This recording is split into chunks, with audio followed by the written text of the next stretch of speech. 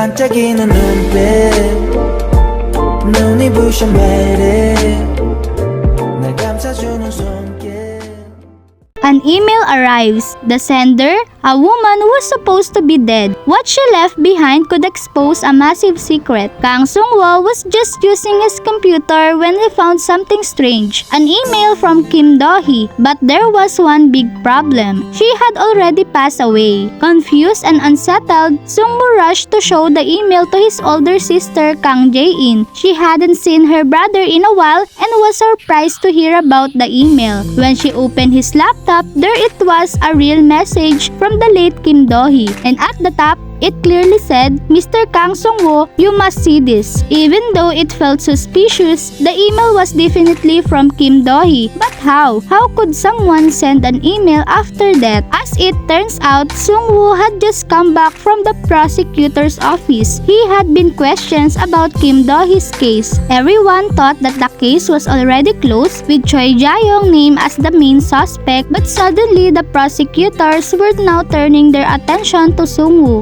They suspected that Sung-woo had once liked Kim Do-hee, but after being rejected, he might ask his mother Choi Ja-young to harm her out of revenge. If that was true, it would mean both Choi Ja-young and Sung-woo were responsible, and since he was the one who gave the order, Sung-woo would face even more serious charges. On top of that, Choi Ja-young had recently been released by the police, which made Sung-woo look even more suspicious. For him, the pressure and confusion were overwhelming. But the truth was more twisted. The person who created this whole mess was Hwang Gi Chan. Hwang Gi Chan had used Sung-woo's aunt, Kang Miran, to become chairman of YL Group. Pushing aside Kang Jae In, he even gave Miran a written promise that Sung-woo would become the next chairman, but Hwang Gi Chan knew that if things went wrong, he'd lose his position, so he came up with a plan. He tried to make it look like Sung-woo had told Choi Ja-young to harm Kim Do-hee. That way, Sung-woo would be blamed and Hwang Gi Chan could stay in power. The prosecutors believed Sung-woo might confess his feeling through an email or a note. They kept pressuring him to admit it. Sung-woo was shaken. He didn't remember ever saying anything like that to Kim Do-hee. But the pressure made him start to doubt himself. What if he sent something while he was drunk? So he rushed home and checked his emails. And that's when he found it. The mysterious message from Kim Do-hee sent after her death. Inside the email were several files, all in English, so he asked his sister to take a look. The attachments were detailed business contract, but something was off. There were two versions of each contract, and while they looked similar, the numbers were wildly different. These were fake double contract, exactly the documents Jae In and Kim Do-yeon had been searching for. But the questions remain. How did this email arrive after Kim Do-hee's death? Do-yeon suggested that Kim Do-hee must schedule the email to be sent later, and he was right. She had a reason for doing it. Kim Do-hee hadn't known how dangerous Hwang Gi Chan and Kang Se-ri really were. Even though her son and mother were waiting to celebrate her birthday, she was dragged to a cafe and pressured to accept Hwang Gi Chan's deal. He offered her a large sum of money and gave her one day to think it over, but she turned him down immediately. Hwang Gi Chan warned her she had only one day before he'd give her Kang Gyu-chol's time. That meant he'd go to the former chairman and confess everything they'd done. The fake contract, the stolen money, and how it was all hidden in H&Q company. The CEO of that company, Kang Se-ri, Kim Do-hee had already discovered that Kang Se-ri was actually Catherine, and that she and Hwang Gi Chan were secretly lovers. Because of that relationship, Do-hee had been framed for everything, but she didn't want to clear her own name. She just wanted justice. Her priority was helping Min Joo, the former executive who had been kicked out of the company because of Hwang Gi Chan's lies. Kim Do-hee made up her mind. She sent the email to Sung-woo before meeting Gi Chan. In case he didn't go through with confessing, more importantly, she sent it because Sung-woo was the son of Chairman Kang Gyu-chol, the man who had once asked her to guide and mentor his son. Sung-woo didn't know it yet, but this email wasn't just about contract or secret. It was about legacy and a final promise made by a loyal employee to a father who cared deeply for his son.